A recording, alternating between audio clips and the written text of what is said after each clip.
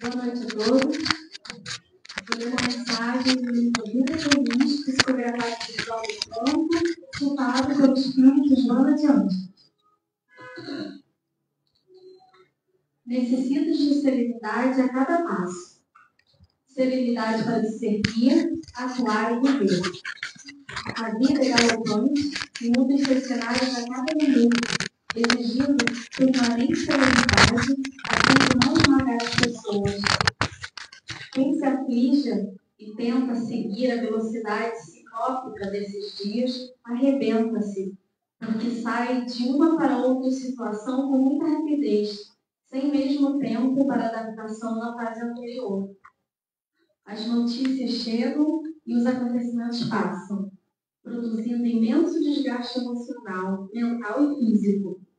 Resguarda-te na serenidade, preservando os equipamentos da tua existência, que estão programados para o uso adequado e não para o abuso.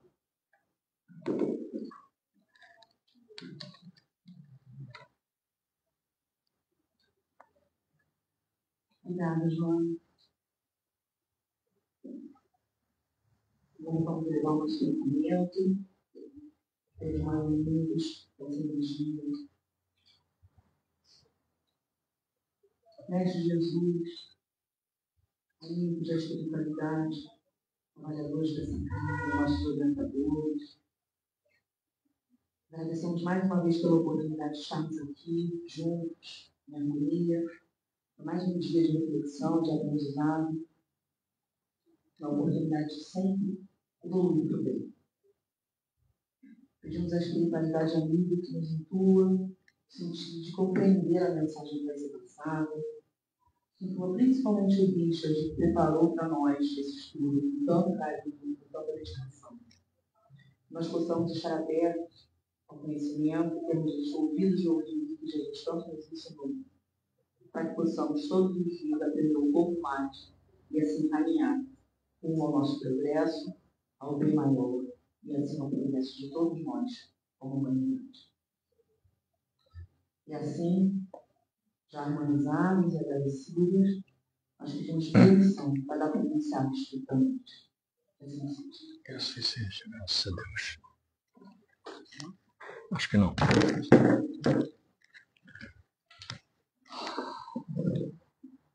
Boa noite a todos. Muito feliz de ver caras novas aqui e mais feliz ainda de ver amigos antigos que voltam à nossa casa. Isso é realmente gratificante, muito bom. Eu agradeço ao GECAT, agradeço ao André pelo convite, pela possibilidade do trabalho e dividir com vocês o que eu pude estudar desta passagem do Cristo. Estar na casa espírita é realmente muito bom, porque efetivamente nos dá a possibilidade, através da palestra pública, de estudar,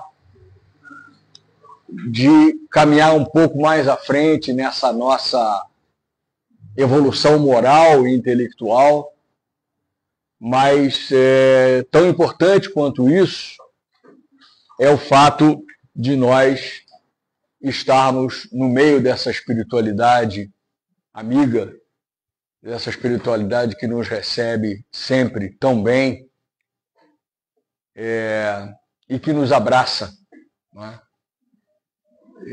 Sintam-se então todos abraçados por essa espiritualidade que nos ama tanto.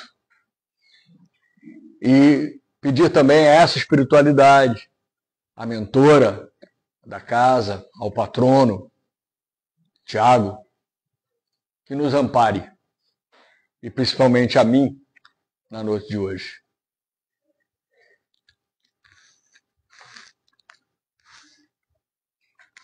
Esta mensagem de Jesus se deu na última ceia.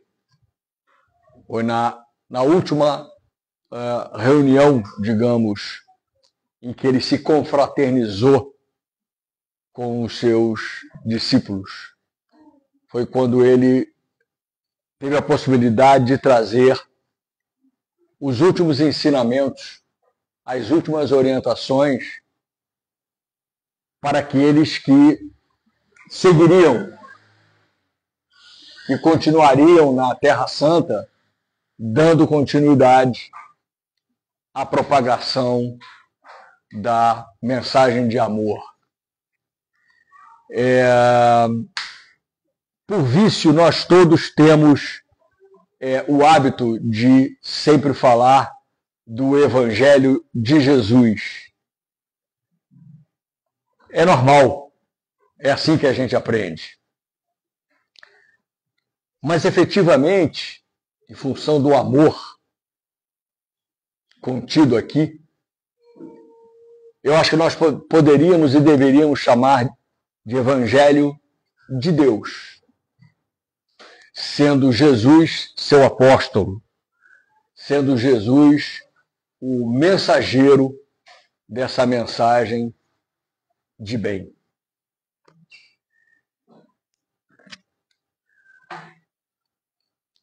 Que não se perturbe vosso coração. Credes em Deus, crede também em mim. Há muitas moradas na casa do meu Pai. Se assim não fosse, eu já vos teria dito, pois me vou vos preparar o lugar. E após ter ido e vos preparado o lugar, eu voltarei e vos retomarei para mim, a fim de que lá, onde eu estiver, vós estejais também. Esta é uma passagem do Evangelho de João, capítulo 14, versículos 1 a 3. Pois me vou para vos preparar o lugar. Com certeza ele não foi, com certeza ele continua conosco. Essa daqui é uma de várias possíveis interpretações desta passagem do Evangelho. Então, é uma passagem e é uma interpretação à luz da nossa doutrina. Então, quando Jesus diz, não se turbe o vosso coração, credes em Deus, crede também em mim, palavras que foram a abertura dele dessa mensagem que ele deixa nessa última ceia, ele não só demonstra como ele firma o amor e a compaixão dele para com os seus discípulos. É um discurso de despedida, mas é também um discurso em que ele diz: eu os amo, acreditem no meu amor. Acreditem no amor do Pai.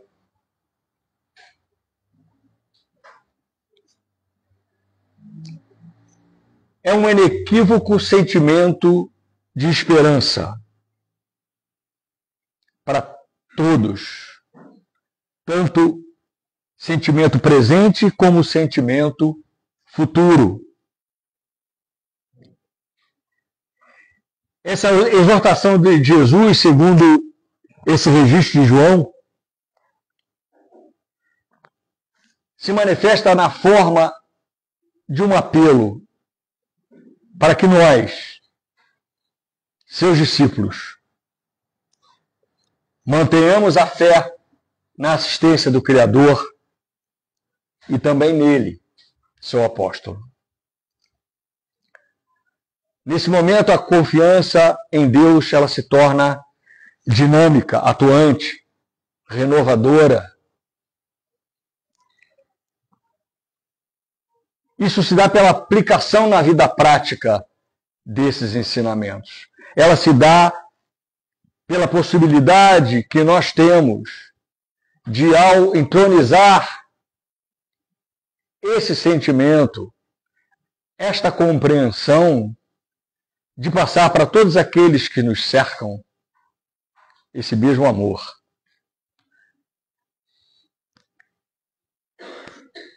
E ele afirma: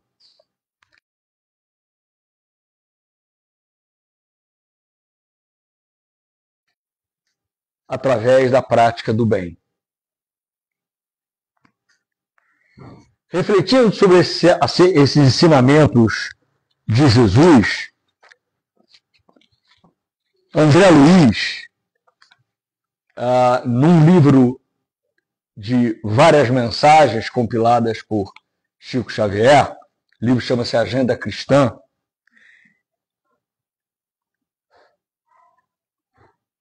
André Luiz diz: a tempestade espanta, entretanto nos acentuará a resistência, se soubermos recebê-la. Se soubermos entender o porquê dessa tempestade.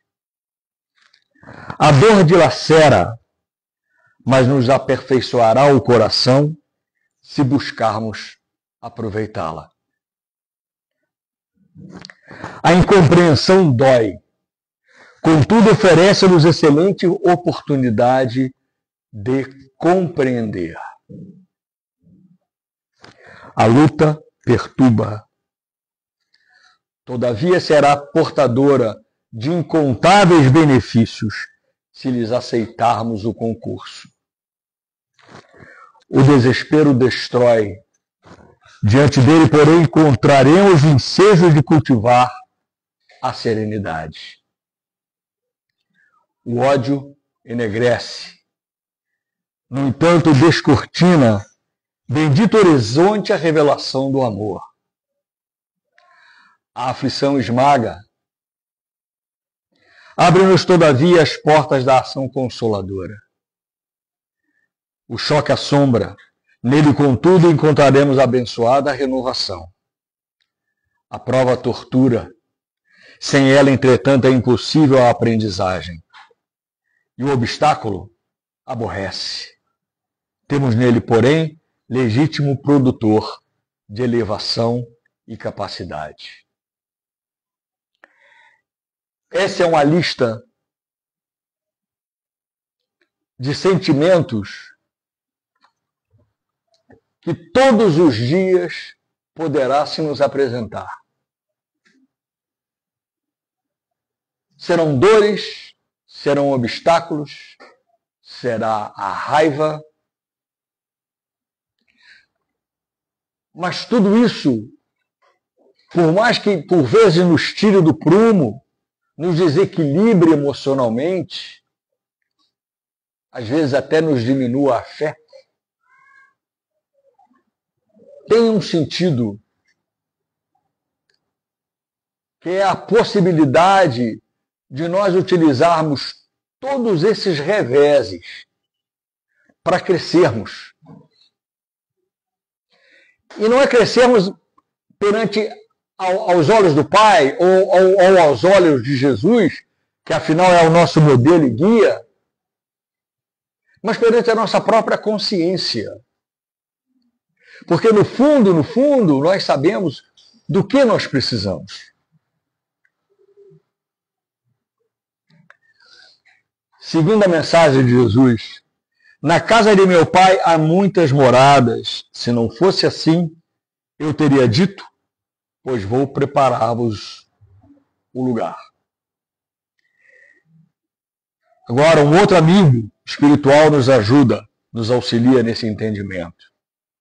Emmanuel, no livro Religião dos Espíritos, nos diz: a Terra onde hoje encarna e se desenvolve a nossa espécie se localiza na Via Láctea, a galáxia comparável a uma imensa cidade nos domínios universais. Essa cidade possui mais de 200 milhões de sóis, transportando consigo planetas, asteroides, cometas, meteoros, aluviões de poeira e toda uma infinidade de turbilhões energéticos. Entre esses sóis está o nosso, modestíssimo foco de luz, considerando-se que Sírius, uma estrela vizinha, apresenta brilho 40 vezes maior do que o Sol que nos aquece, do que o Sol que concede vida ao nosso planeta. A nossa Terra tem a importância de uma casa nos fundos da vila. Visto que a Lua é satélite nosso, o globo que nos asila é satélite pequenino, mesmo desse Sol que nos sustenta. Nesse critério, vamos encontrar facilmente em todos os círculos cósmicos os seres vivos da afirmação de Kardec. Embora a tecnologia disponível do homem não os encontre. Nós vamos ver isso um pouquinho na frente. Ele se desenvolve através de inimagináveis graus evolutivos, cabendo-nos reconhecer que, em aludindo à pluralidade dos mundos habitados, não se deverá olvidar a gama infinita das vibrações e os estados múltiplos da matéria. Temos assim, no espaço incomensurável, mundos berços e mundos experiências, mundos universidades e mundos templos, mundos oficinas e mundos reformatórios, mundos hospitais e mundos prisões. Um pouquinho do que é o nosso planeta. Um pouquinho de hospital, um pouquinho de prisão, um pouquinho de escola. Também podemos entender as moradas na casa do meu pai como as diferentes dimensões espirituais existentes no espaço, caracterizadas nessa série de André Luiz. Sabemos que nós, após a desencarnação, o espírito passa pela fase de reintegração no outro plano vibratório, onde dá continuidade à sua existência. Liberta o corpo físico, seu perispírito revela propriedades e evoluções próprias. Antes mesmo da codificação do espiritismo, o vidente sueco Emanuel Swedenborg nos informava que o outro mundo, para onde vamos após a morte, consiste de várias esferas, representando outros tantos graus de luminosidade e de felicidade. Cada um de nós irá para aquela a que se adapta à nossa condição espiritual. Essa é uma das interpretações que é dada nas várias moradas que a casa do meu pai tem. Porque nós podemos considerar as moradas como planetas distintos. Podemos considerar nesses planetas moradas físicas, que apenas os instrumentos que a ciência até agora desenvolveu não conseguem enxergar. E podemos, segundo esta última interpretação que nos traz Emmanuel nesse finalzinho, que as diversas moradas na casa do Pai são os diversos estados de espírito, os diversos estados de avanço moral que cada um dos seres criados pelo Pai se encontra. E são essas moradas que estão espalhadas pelo universo que conhecemos e seguramente pelo multiverso, por universos que nem sequer imaginamos. Mas efetivamente, enquanto falamos de humanidade, que é a humanidade que nós aprendemos através da doutrina que popula o nosso universo, é essa humanidade que vai caminhando nessas diversas moradas que Deus nos proporciona nesse universo, de acordo com as nossas vibrações, de acordo com a nossa capacidade, o nosso estado moral. Continuando, Jesus segue: e se eu for e vos preparar lugar, virei outra vez e vos levarei para mim mesmo, para que, onde eu estiver, estejais vós também. Mesmo vós sabeis para onde vou e conheceis o caminho. Conheceis o caminho. Identificamos nesse texto mais uma promessa do Cristo, entre tantas que nos deixou e que nos abençoou a existência. Preparar o lugar revela a diligência de seu amor, a assistência contínua manifestada diretamente por ele ou por seus mensageiros celestiais. De acordo com o interesse, disposição e esforço dos aprendizes que somos nós, são os espíritos encarnados e desencarnados. Então são organizados caminhos e planos de trabalho. Quando ele diz: mesmo vós sabeis para onde vou e conheceis o caminho. Para onde vai Jesus? Jesus vai para um mundo de pureza. Como governador do planeta onde nós encarnamos e desencarnamos, onde nós seguimos essa nossa caminhada. E ele diz que nós conhecemos o caminho. E o caminho qual é? O caminho é da nossa regeneração. São todas as possibilidades, os instrumentos que Deus colocou a nosso dispor, a nossa inteligência, o conhecimento que nós buscamos, por exemplo, na casa espírita. E o conjunto desse conhecimento, que a gente pode classificar como sabedoria, e o conhecimento da lei do amor, da lei divina, da necessidade de fazer o bem para nós primeiro, nos conhecendo melhor, e para todos aqueles que estão à volta da gente. Não seria esse o caminho? Eu, particularmente, acredito que sim. É o que eu entendo das palavras de Jesus.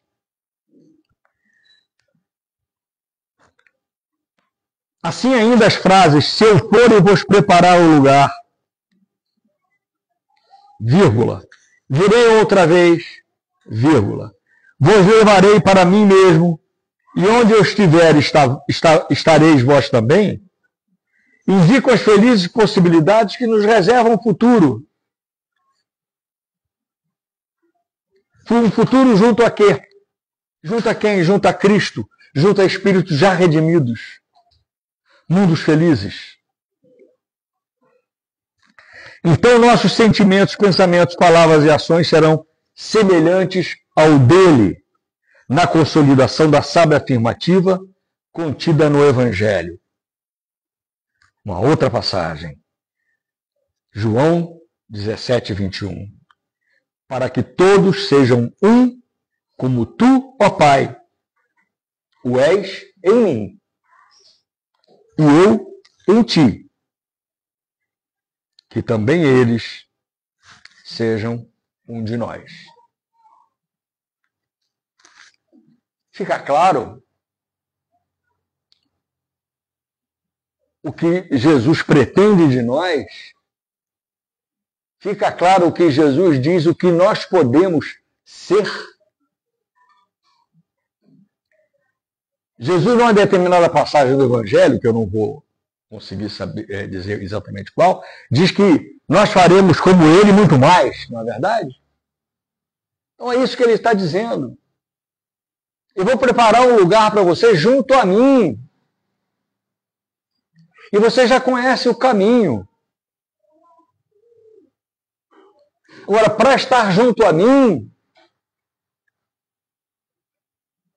você tem que começar a praticar o que o Pai nos trouxe no Evangelho dele e que eu agora trago a vocês. A afirmativa, para onde eu estiver, estejais vós também, trata-se do cumprimento do ideal de ser feliz, nossa herança ancestral, a qual deve ser perseguida intensamente ao longo dos tempos. Nesse momento acontece entre Jesus e nós um nível de compreensão mútua, indicativa de que a criatura alcançou o estágio de espírito puro.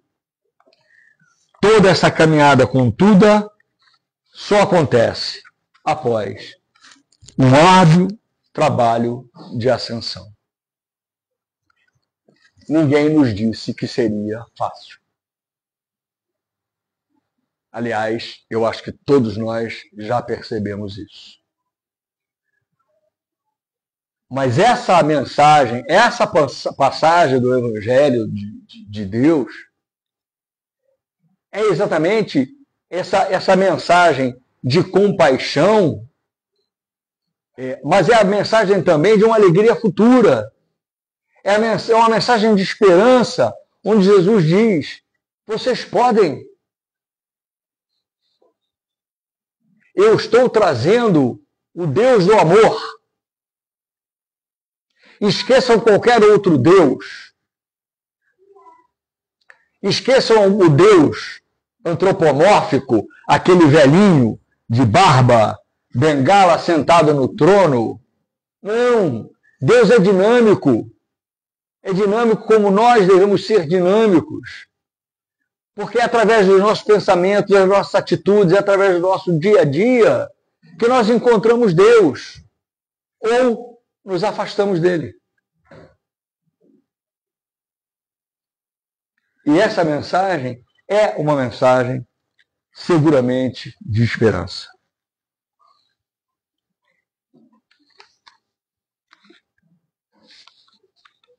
Vocês sabem que o Evangelho, a doutrina, ela tem 3 pilares, 3 aspectos bem claros. O religioso, filosófico e científico. Mais ou menos nós vamos ver aqui, muito rapidamente, esses 3 aspectos se manifestando.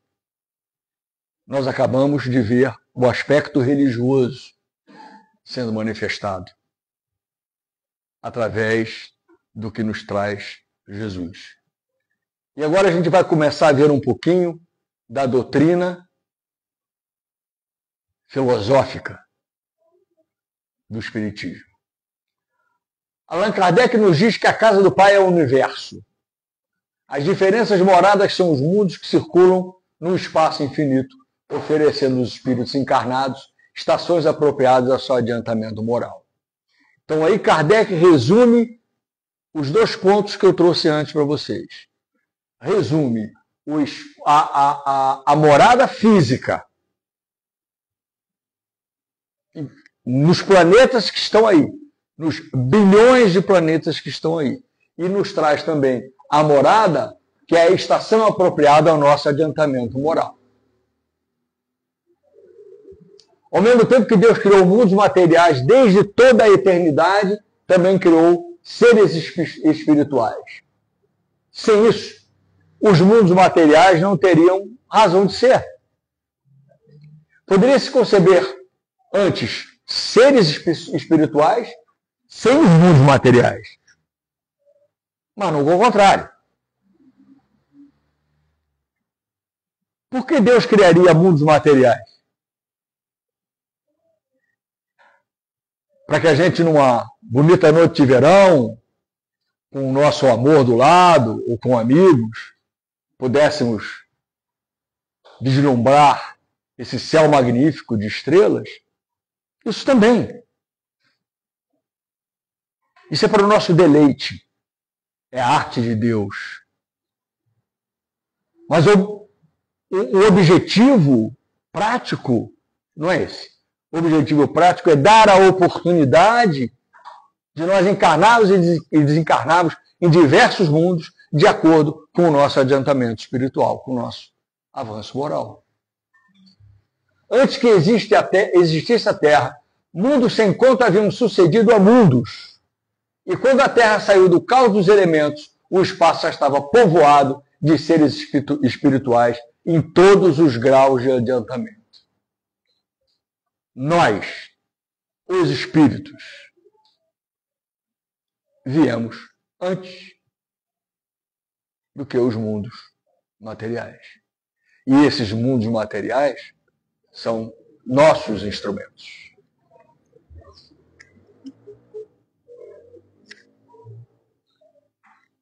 Emmanuel, de novo, nos auxilia dizendo que aprendemos hoje que a vida se espalha em todos os domínios do universo sem fim, que os mundos se multiplicam infinitamente no plano cósmico. No livro Consolador, ele faz uma pergunta: por que razão a vontade divina colocaria na amplidão essas plagas longínquas? Enxergar nesses mundos distantes somente objetos de estudo da vossa astronomia é um erro, porque eles estão regulados por forças mais ou menos idênticas às que controlam a nossa vida aqui no planeta Terra. Em sua superfície observam-se fenômenos atmosféricos e outros cuja explicação é inacessível ao nosso entendimento. Por que o Criador os formaria? Para o ermo do silêncio e do deserto? Podeis conceber cidades bem construídas, abarrotadas de tesouros e magnificências, apodrecendo sem habitantes? Sim, queridos, porque os mundos, todos os mundos, são habitados. A ciência ainda não conseguiu enxergar.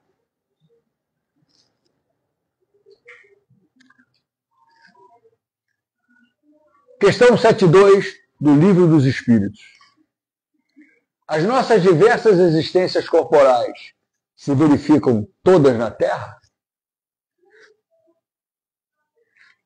Não.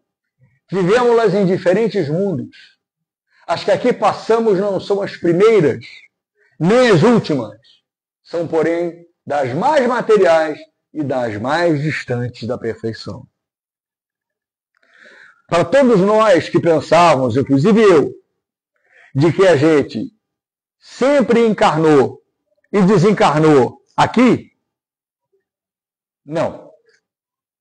Na nossa evolução, nós encarnamos e desencarnamos em planetas e mundos diversos, de acordo com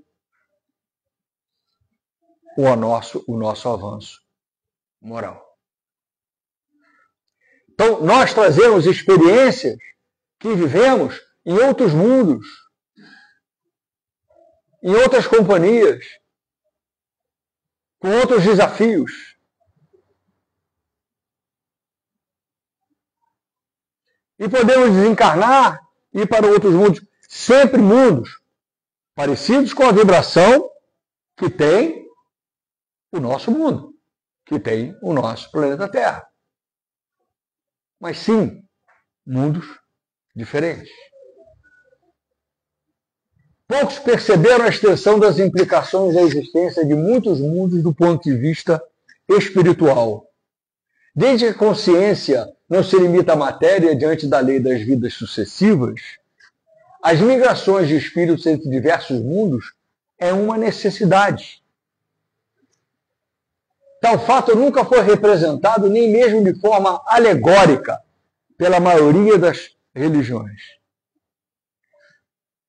A ciência material o rejeita diante da necessidade de se demonstrar efetivamente a realidade da existência destes mundos. A evidência da existência de quase 1 trilhão de mundos disponíveis na Via Láctea. Quem sabe religiosos e cientistas compreendam a extensão dessa descoberta para a humanidade. A ciência já sabe, já registrou que existem 1 trilhão de mundos disponíveis somente na Via Láctea. Aqui do lado nós temos outra galáxia, que é Andrômeda, com outros trilhões de planetas. E nós somos os bacanas. Só nós temos o privilégio de ter um planeta só nosso. Mais ninguém.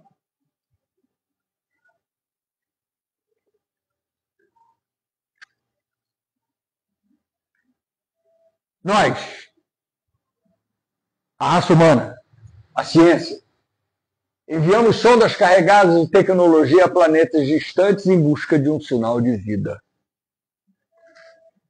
Afinal, o que é um ser vivo? Se pergunta a ciência até hoje e perguntamos nós. Isso por quê? Porque constantemente novas espécies de seres vivos do tamanho de um micróbio ou maiores que o micróbio são descobertas no nosso planeta. Então a ciência continua se perguntando o que é um ser vivo? Quais são as características do ser vivo? O principal obstáculo que a ciência tem para resolver o problema de como a vida se originou realmente na Terra é o fato de que os cientistas não sabem ao certo o que significa vida. Fiel ao seu princípio de somente investigar aquilo que consegue modelar e testar em laboratório, a busca de vida em outros planetas empreendidas pela ciência parte de teorias comprovadas, todas evidentemente fundamentadas na matéria e nas condições existentes aqui. Ora, se eu, cientista, vou procurar vida em outros planetas, de acordo com os parâmetros do que eu acho que é vida, e eu, cientista, não estou ainda muito seguro. Mas eu vou utilizar todos os elementos que me justificam o que é vida do que eu conheço aqui na Terra. Oxigênio, carbono, temperatura, distância do Sol, possibilidade de alimentos e tudo mais. Sob essa ótica, efetivamente é possível que não se encontre nada. Apesar de que a gente continua correndo atrás da água em Marte, que tem no interior da Lua, que não sei o que e tudo mais. Por quê? Porque para nós, água é essencial à vida. E apesar de nós sabermos que a humanidade está espalhada nesse universo, na medida em que as condições de vida de outros planetas sejam diferentes da nossa, apesar de continuarmos seres humanos, provavelmente teremos uma organização biológica diferente. Até porque isso vai depender de quê? Vai depender da materialidade do nosso corpo. De quanto de matéria nós ainda necessitamos para ficar de pé.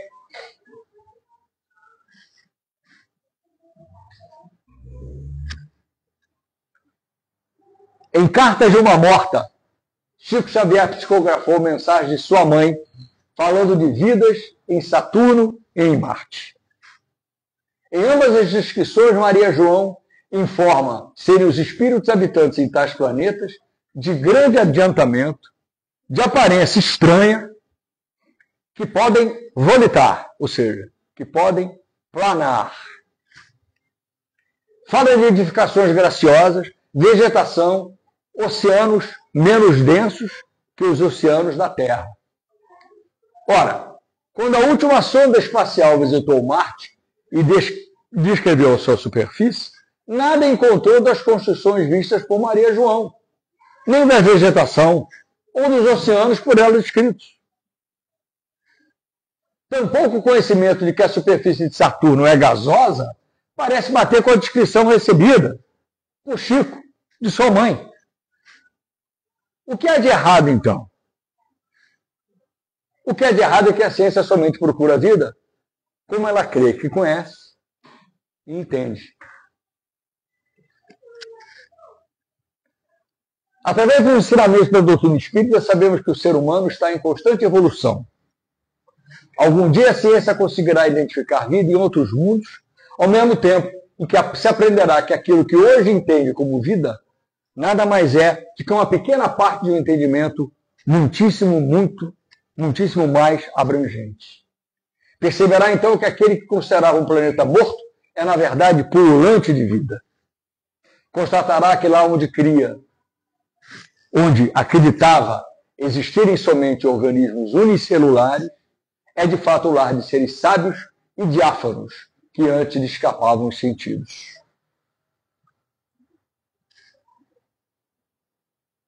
Independente da diversidade dos mundos, essas palavras de Jesus também podem referir-se ao estado venturoso ou desgraçado do espírito no espaço. Isso é o que nós já vimos e está no capítulo 3, no item 2. Aqui, Kardec nos traz, no Evangelho segundo o Espiritismo, a noção de que, enquanto alguns espíritos se elevam e percorrem o espaço e os mundos, alguns outros, culpados, erram nas trevas. Os bem-aventurados gozam de resplandecente claridade e do espetáculo sublime do infinito. Finalmente, enquanto o mal, atormentado de remorsos e pesares, muitas vezes insulado, sem consolação, separado do que constitui um objeto de suas afeições, pena sobre o guante dos sofrimentos morais, o justo, em convívio com aqueles a quem ama, flui as delícias de uma felicidade indizível. Tudo conectado ao avanço moral. Tudo de acordo com a natureza e a vibração de cada planeta, de cada mundo que nos vai dar morada.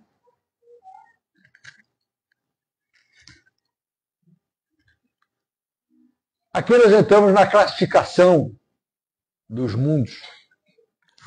Mas, antes disso, nós estamos falando dessa dúvida de se há vida em outros planetas ou não, dos métodos que a ciência utiliza para descobrir esses habitantes e não consegue descobrir. O Milão Fernandes, um escritor, não sei se todos já leram alguma coisa dele ou lembram de quem é, era uma pessoa que escrevia livros de muita comicidade. Ele disse o seguinte: uma das provas definitivas de que existe inteligência lá fora é de que nenhum deles veio até agora aqui. Pois é, para você ver um grau onde a gente se encontra, né? A outra coisa interessante, também me lembrei agora, há um astrofísico que substituiu o Carl Sagan numa série, num programa americano que falava do espaço e tudo mais. Ele chama-se Neil Tyson. E ele diz assim, quer dizer, nós estamos sempre procurando condições iguais à da Terra para viver. Nós estamos sempre procurando alguém exatamente como nós. Tipo biológico perfeito, né? Porque nós nos achamos espetaculares, né? E o Neil Tyson traz uma analogia bastante interessante. Ele diz que a diferença do DNA entre o DNA do ser humano e do chimpanzé é de 2%. É de apenas 2%. E ele pergunta: vocês por acaso já escutaram a Quinta Sinfonia do Chimpanzé? A de Beethoven, provavelmente alguns já, né? Já viajaram num avião projetado e construído por um chimpanzé? Acho que não. Já leram algum livro interessante escrito por um chimpanzé? Também não. E o ser humano faz isso tudo com apenas 2% de diferença do DNA para um animal que nós consideramos, na nossa escala biológica, de inferior a nós. E aí fica a pergunta: quantos seres existem, independente da raça humana, que podem viver nesses universos, que tenham um DNA 0,5% diferente do nosso, ou 1%, seriam capazes de fazer o que a gente faz? E como diz Jesus, muito mais? Interessante, né? Bem interessante. Bom, a classificação dos mundos de acordo com a doutrina, os mundos primitivos, destinados às primeiras encarnações, né? Onde os instintos prevalecem e o objetivo principal é a sobrevivência e a satisfação das necessidades. Nós todos, com certeza, já passamos por aí. Mundos de provas e expiações, que é exatamente onde nós estamos. Tá? No Evangelho segundo o Espiritismo, Santo Agostinho analisa as características dos mundos de prova e expiação, quanto à inteligência, as qualidades inatas e os vícios. A inteligência que tem certo grau de desenvolvimento mostra que a Terra não é mais um mundo primitivo. Ainda bem. Quase. As qualidades inatas mostram que certo progresso já foi atingido. Bom, né? Mas os vícios, que ainda atraem seus habitantes, nos mostram uma grande imperfeição moral. É aquela coisa, né? O negócio das duas asinhas, não é isso? As duas asinhas. E tem sempre uma asinha que vai se arrastando atrás. É essa daí. Do adiantamento moral. Mundos de regeneração serve de transição entre os mundos de expiação e prova dos mundos felizes. O homem ainda está sujeito às leis que regem a matéria, mas não há entre seus habitantes o orgulho, a inveja ou o ódio. O homem ainda é falível e o espírito do mal ainda não está totalmente erradicado. Ainda é um passo adiante, acima do que nós estamos. Mas chegaremos lá, com fé. E mundos felizes. Nesses mundos a matéria é rarefeita, o espírito é mais livre, as relações entre os povos é sempre amigável, o bem supera o mal, são unidos pelo amor. Esses mundos são isentos de enfermidades e angústias morais, a vida é proporcionalmente muito mais longa do que na Terra. E os mundos puros, onde se encontra Jesus e outros criadores. Muito bem. Eu queria agradecer a atenção de vocês. Eu espero poder ter conseguido passar para vocês o que eu estudei, o que eu aprendi, para que a gente possa continuar juntos essa caminhada, sempre amparados por essa espiritualidade maravilhosa que está sempre conosco. Muito obrigado, que Deus nos abençoe.